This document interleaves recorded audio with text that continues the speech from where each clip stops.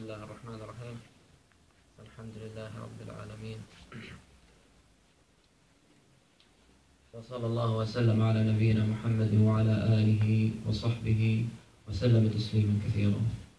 الله سبحانه وتعالى مثلا القرآن أمن هو قانت آناء الليل ساجدا وقائما يحذر الآخرة ويرجو رحمة ربه قل هل يستوي الذين يعلمون والذين لا يعلمون. Onko hän samanarvoinen, joka jatkuvasti palvoo Allahia yöllä polvistuen, eli tekemällä sujud ja seisten rukouksessa, peläten tuon puolesta ja toivoen hänen Herransa armoa. Ja sen jälkeen Allah sanoi, qul hal yastawi alladhina ya'lamuna walladhina la ya'lamun. Ovatko he samanarvoisia, keillä on tietoa ja keillä ei ole tietoa. Ja tämä jae Koranista, se liittyy suoranaisesti, missä aiheessa me olemme tällä hetkellä, eli rukoukseen. Ja myöskin, mitä me olemme puhunut aikaisemmin siitä, että kuinka tärkeää on tietää. Allah subhanahu wa ta'ala tässä jakeessa sanoo, ovatko he samanarvoisia, keillä on tietoa ja keillä ei ole tietoa. Mutta se, mitä Allah sanoi sitä ennen, se ymmärtää, tai antaa meidän ymmärtää, että kun Allah sanoo, ovatko he samanarvoisia, ketkä tietävät ja ketkä ei tietävät, niin se tieto, mikä ihmisellä on, se täytyy myös antaa hedelmäksi tekoja. Sen takia Allah sanoi sitä ennen, onko hän samanarvoinen, joka palvoo Allahia öisin, polvistuen ja seisten rukouksessa. Hän pelkää tuon puolesta ja hän toivoo hänen Herransa armoa.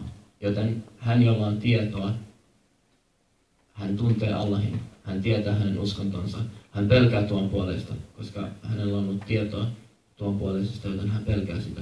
Ja hän toivoo Allahin armoa, koska hän tietää hänen olevan armollinen. Ja tämä on antanut hedelmää hänelle tämä tieto, että hän seisoo rukouksessa.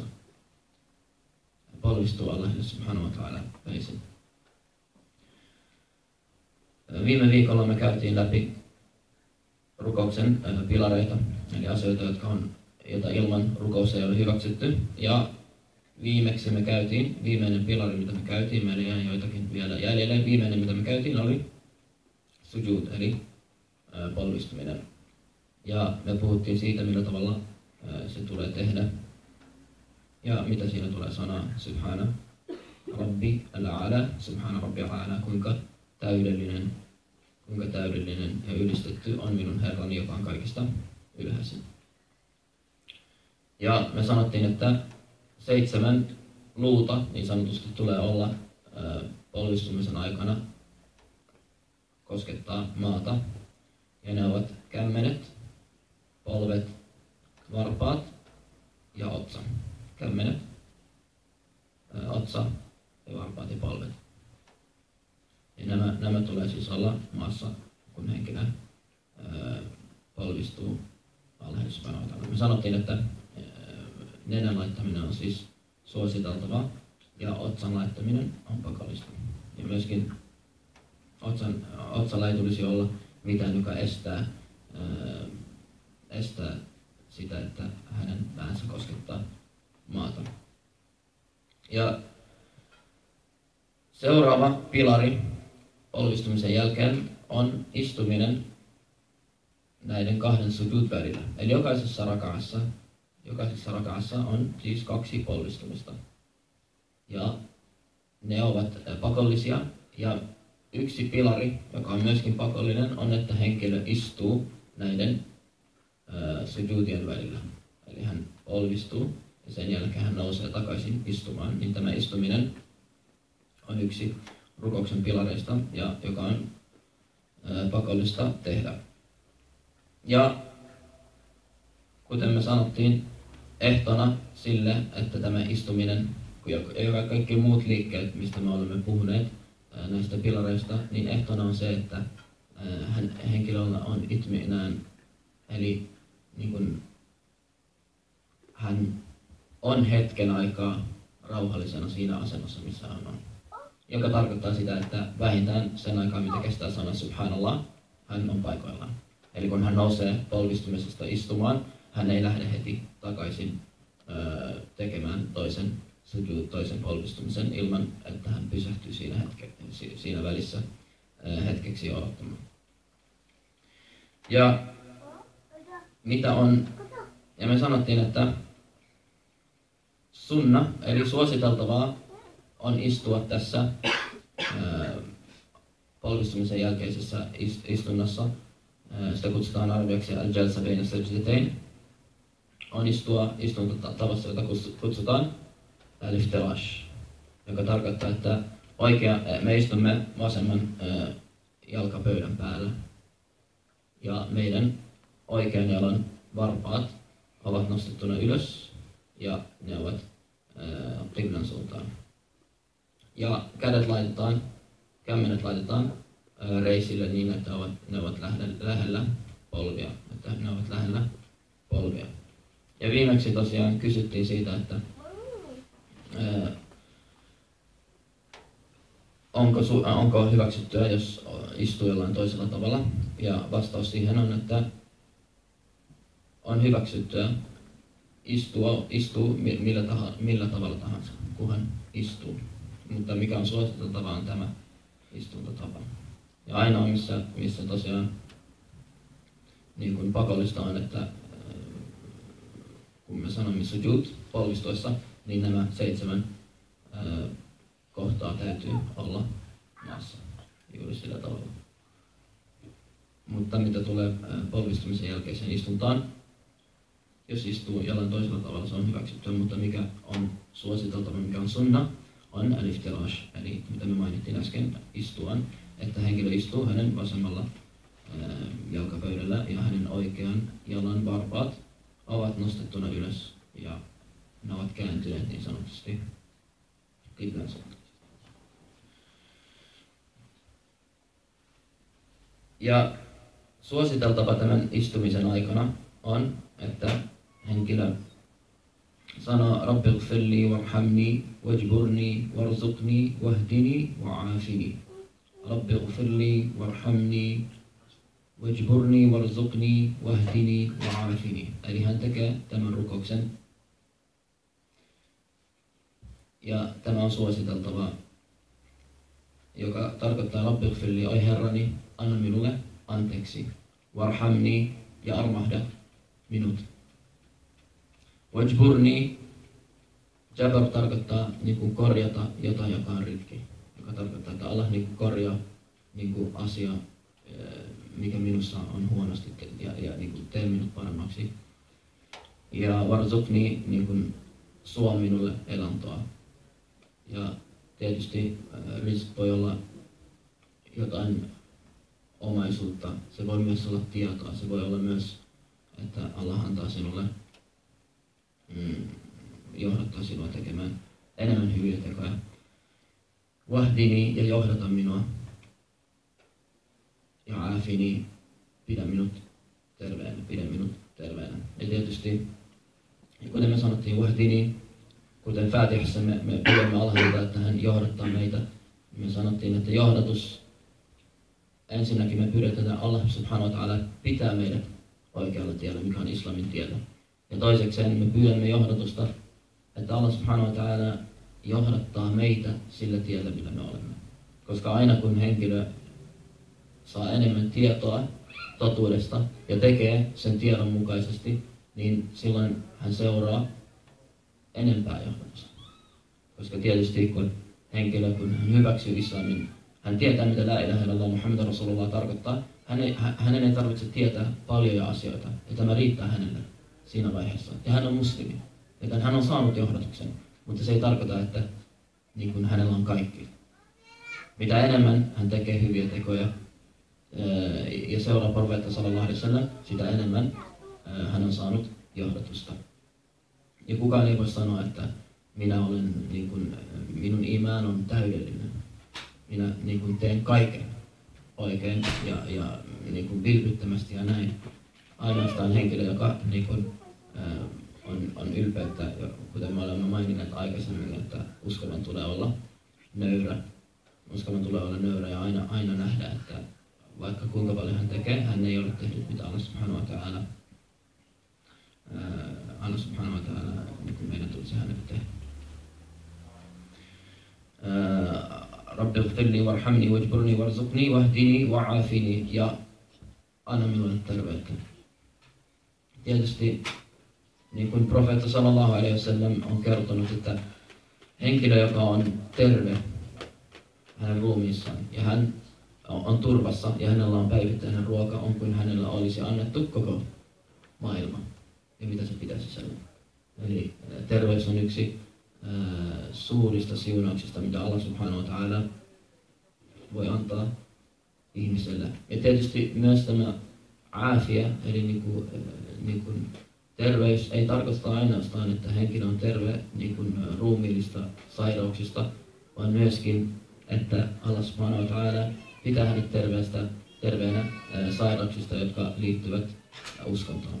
Eli niin kuin epäilyksistä ja esimerkiksi siitä, että henkilö vihaa muslimeita ja niin sanottuja sydämen sairauksia, josta muslimin tulisi olla terve, niin tämä terveyden pyytäminen niin kuin sisältää nämä kaksi.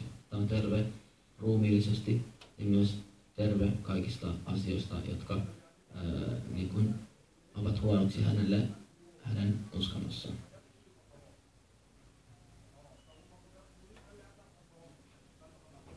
Ja tämän jälkeen, ja tietysti mikä on myös suositeltavaa, on kun henkilö on tehnyt sujud ja kun hän tulee tähän, nousee istumaan, että hän sanoo Allahu Akbar. On suositeltavaa, että hän sanoo Allahu Akbar. 9.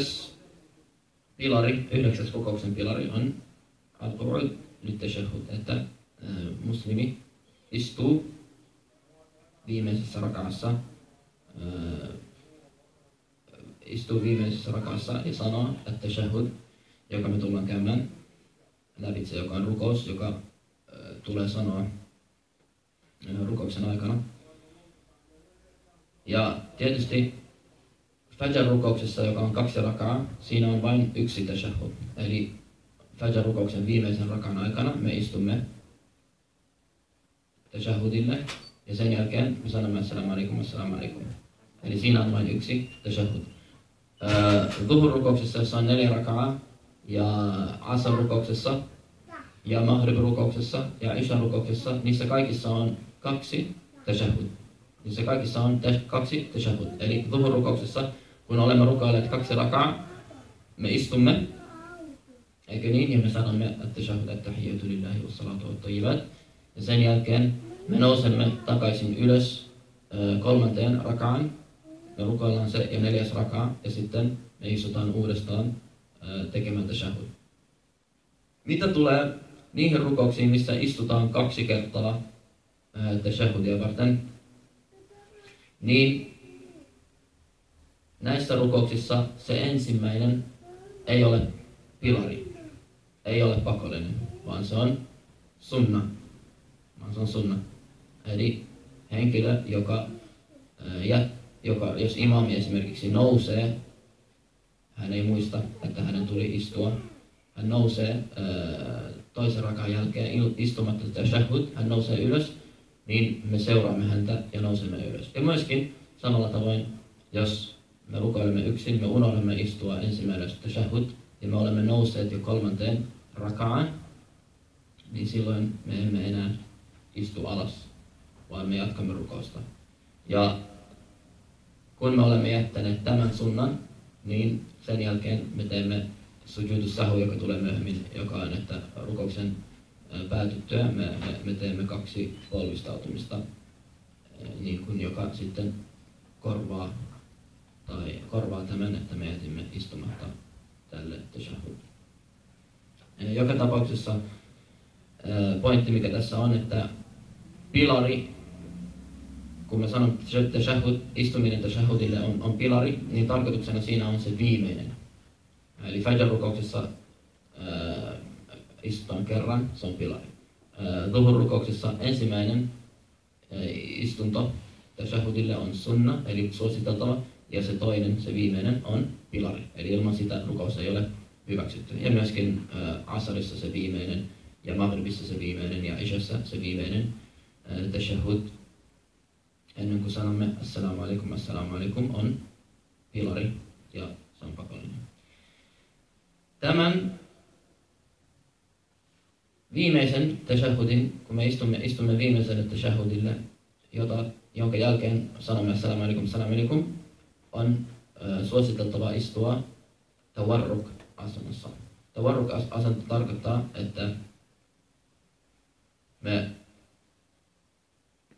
laitamme meidän vasemman jalan oikean jalan alitse ja me nostamme meidän oikean jalan varpaat samalla tavalla kuin iftirash, mitä me mainittiin äsken, jotta oikean jalan varpaat ovat nostettuna ylös ja ne ovat käännettynä kohti qiblaa. Ja me istumme siis meidän takamuksella ja meidän vasen jalka tulee oikean jalan alta. No.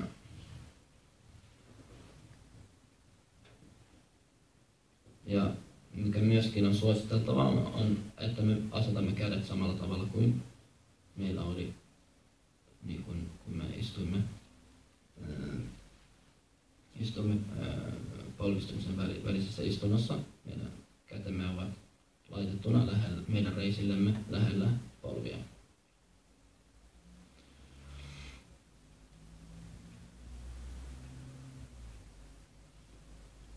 Ja 10.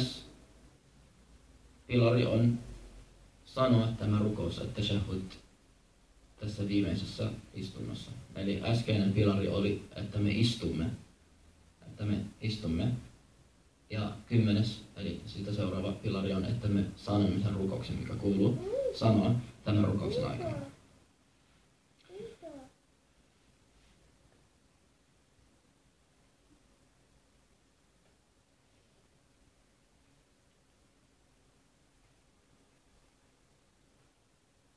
Ja tämä rukous, mikä meidän on hyvä tietää, tämä rukous, mikä tulee sanoa tässä tashahhudin aikana, niin se on tullut monet sahabat, eli monet profeetat sallallahu alaihi wasallam seuralaiset ovat kertoneet sen, ja niissä on ollut joitain niin kuin erilaisuuksia.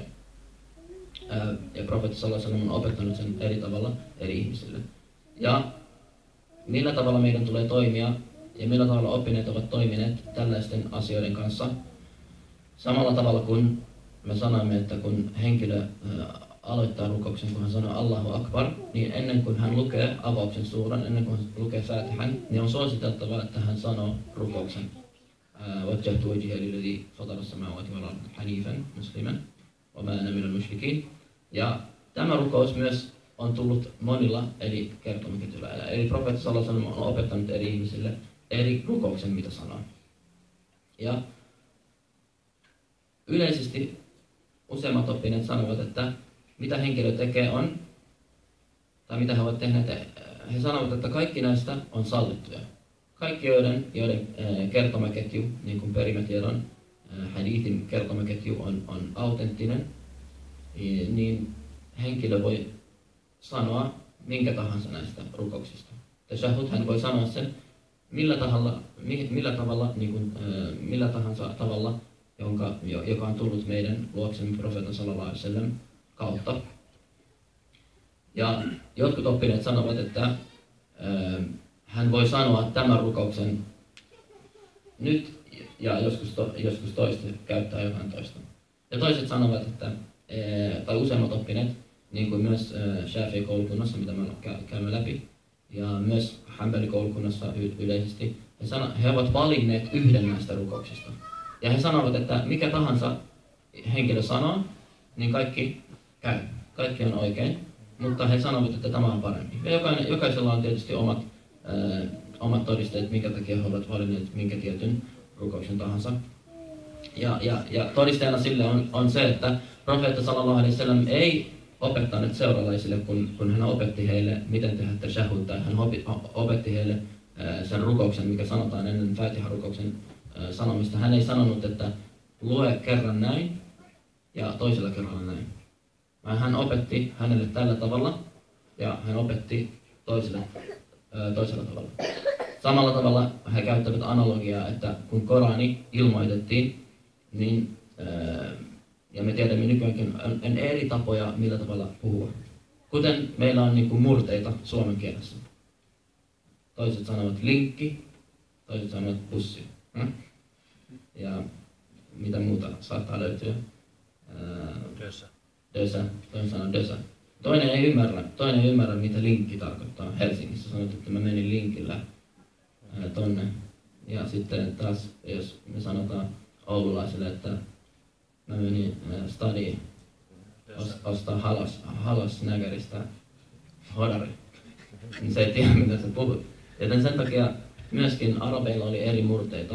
Ja Allah subhanahu wa ta'ala, ja tietysti me tiedän, että useimmat heistä eivät osanneet lukea siihen aikaan. Ennen islamia useimmat, tai todella monet eivät osanneet lukea. Joten Allah subhanahu wa ta'ala ilmoitti Koranin eri lukutavoilla, eri murteilla niin sanotusti, eri murteilla helpotukseksi. Ja myöskin profeetta sallallahu alaihi wasallam, kun jotkut sahabat, he lukivat eri tavoin ja he ihmettelivät, he tulivat profeetan sallallahu alaihi wasallam luokse ja profeetta kysyi heiltä kummaltakin, lue Korania sillä tavalla, kun sinä osaat. Ja hän sanoi toiselle, lue sillä tavalla, kun sinä osaat. Ja kummatkin lukivat. Ja sanoi, että ja profeetta sallallahu alaihi wasallam vastasi heille, että tällä tavalla se on ilmoitettu. Eli näillä kahdella tavalla se on ilmoitettu.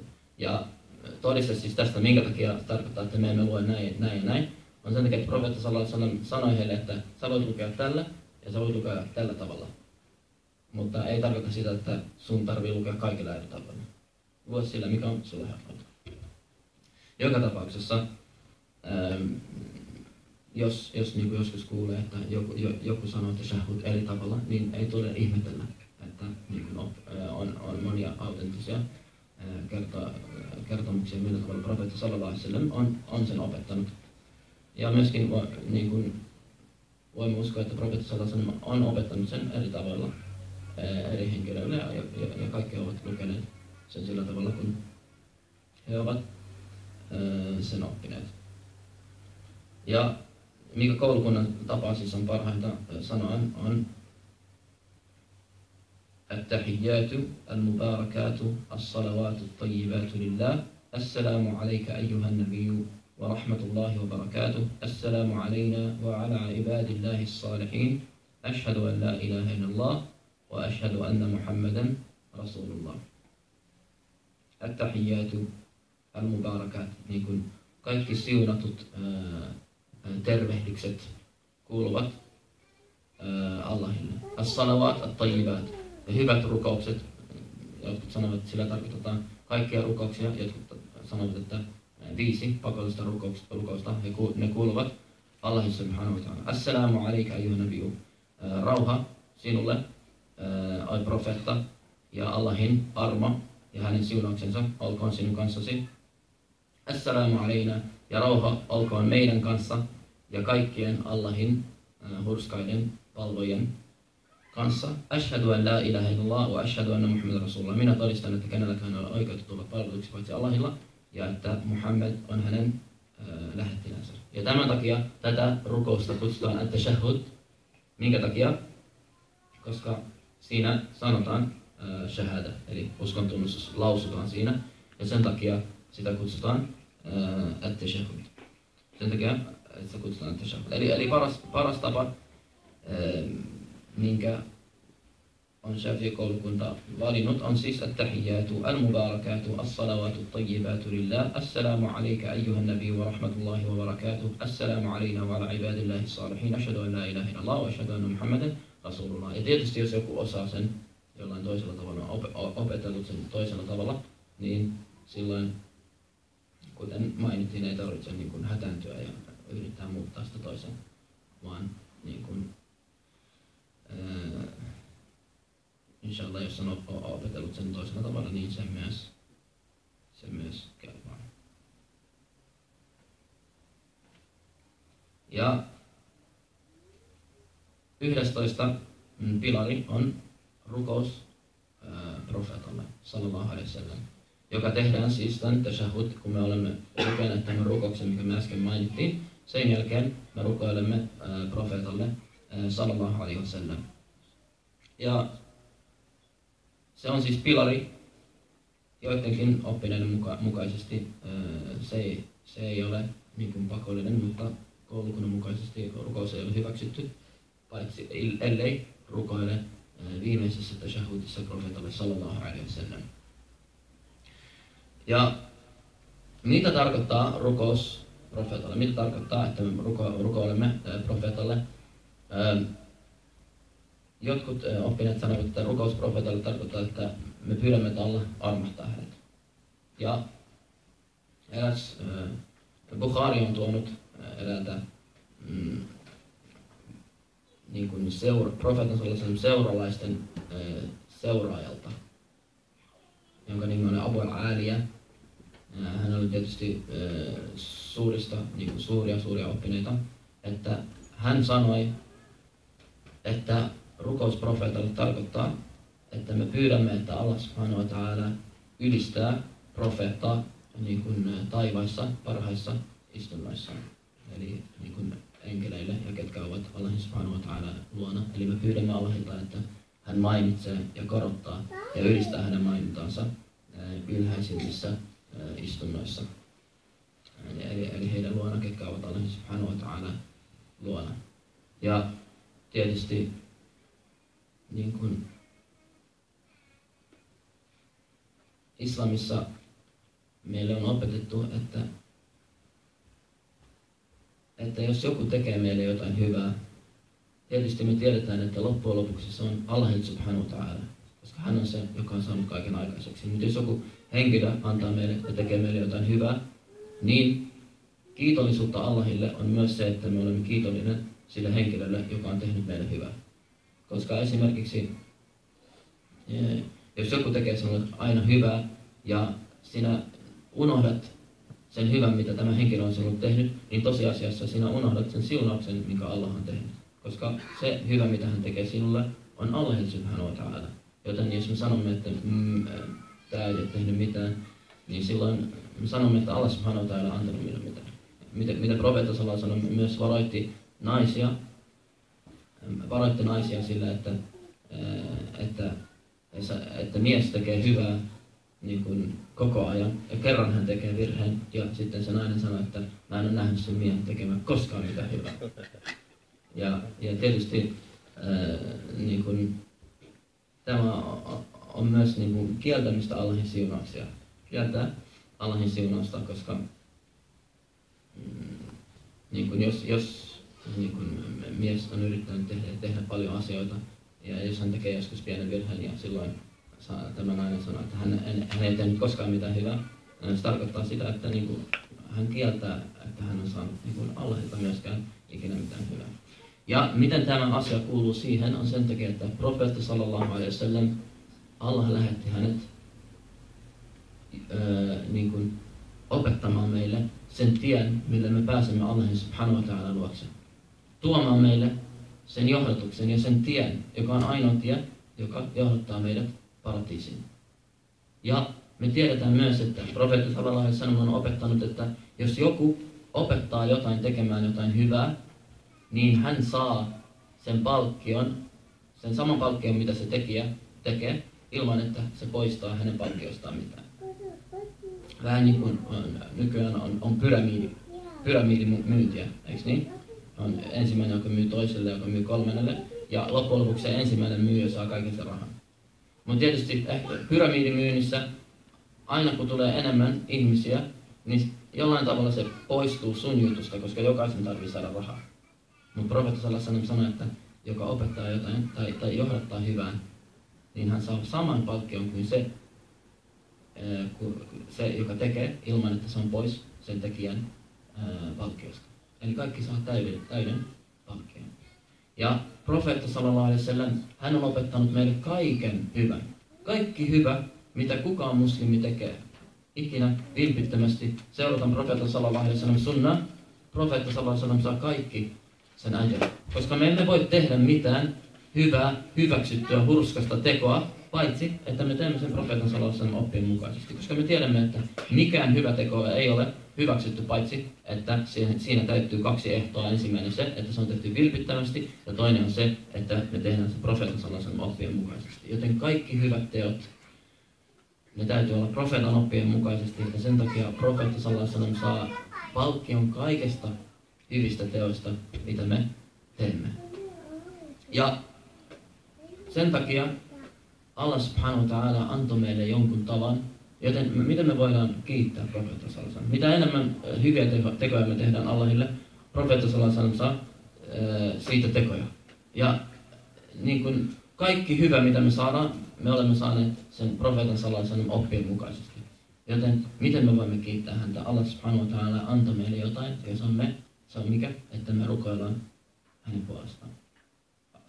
Niin kuin me tehdään salat ala nabi sallallahu alaihi wasallam, joka tietysti on myös osoituksena meidän rakkaudesta häneen. Ja se on myös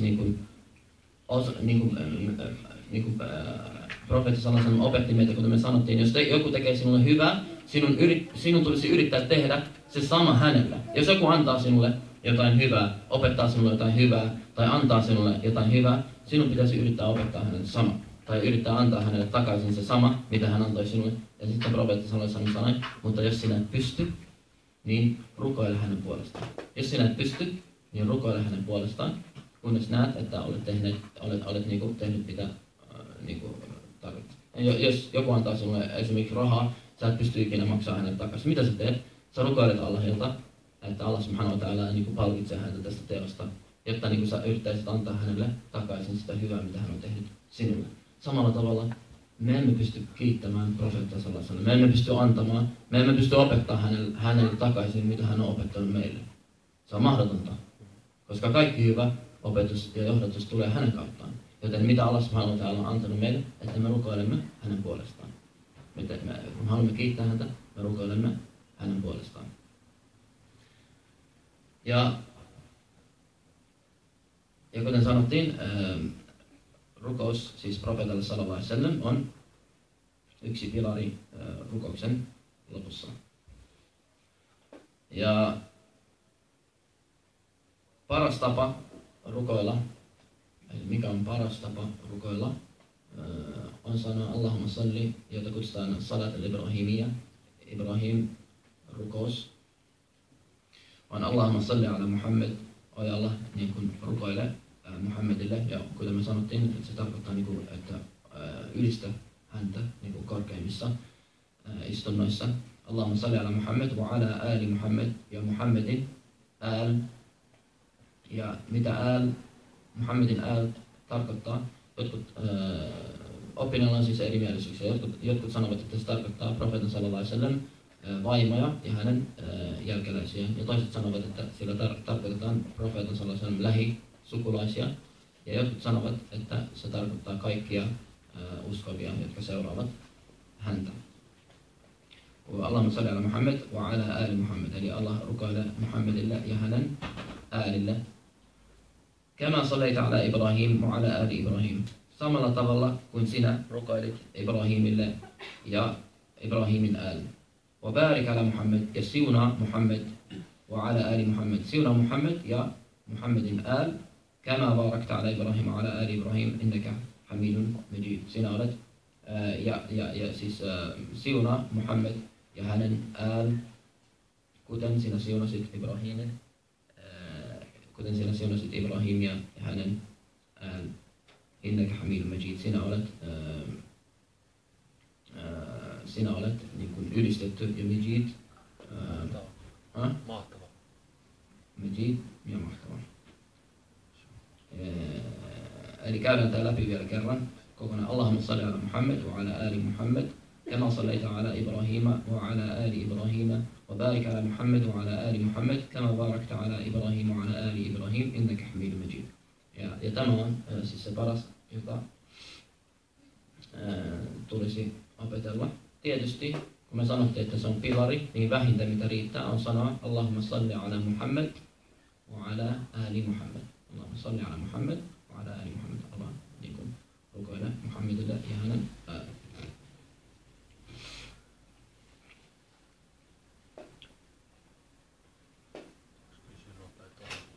liittyvä. No. se niin pakollista vaan siinä viimeisessä rakassa tai tahajjudissa vai niin just siinä. Vai oliko se siinä tokassakin niin toi loppuosa siinä, se barik eli Ibrahimille rukoilu? Joo, eli toi as-salat eli rukous profeetalle ja rukous hänen äälillä rukous profeetalle sallallahu alaihi wasallam luetaan viimeisessä ja myös rukous hänen rukoillaan viimeisessä. Mitä tulee ensimmäinen tashahhud, niin siinä on sunna sanoa Allahumma salli ala Muhammad wa ala ali Muhammad. Allahumma salli ala Muhammad pelkästään ilman ääni. Allahumma salli ala Muhammad, koska se on niinku lyhyempi kuin se viimeinen. Se on lyhyempi kuin se viimeinen. No.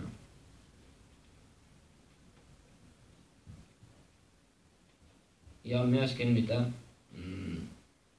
on sen jälkeen, no viimeinen pilari on siis as-salam. Ja eli sana assalamu alaikum. Assalamu alaikum. Ja eli pakollinen se pilari on sana yhden kerran. Ja se toinen seuraava on siis sunna. Mutta sunnan sanoissa 2 kertaa. Assalamu alaikum. Me aloitetaan, me käännämme siis päätä ensimmäisen kerran assalamu alaikum. Me käännämme oikealle. Me aloitetaan, kun me katsotaan qiblaa, meidän kasvot on qiblan suhteessa. Assalamu alaikum wa rahmatullah. Ja sitten assalamu alaikum wa rahmatullah. Käännetään vaan sanoa. Niin, eli siis assalamu alaikum, me aloitetaan, me käännetään meidän kasvot oikealle niin, että niin kuin 90 asteen kulma, niin että meidän kasvot näkyy sinne qiblan suuntaisesti. Ja sitten me käännetään, sanotaan toisen kerran assalamu alaikum wa rahmatullah, ja me käännetään se meidän kasvot ihan vasempaan toiseen suuntaan, niin että meidän oikea poski näkyy qiblan suuntaan. Tietysti me ei istuta nyt qiblan suuntaan, mutta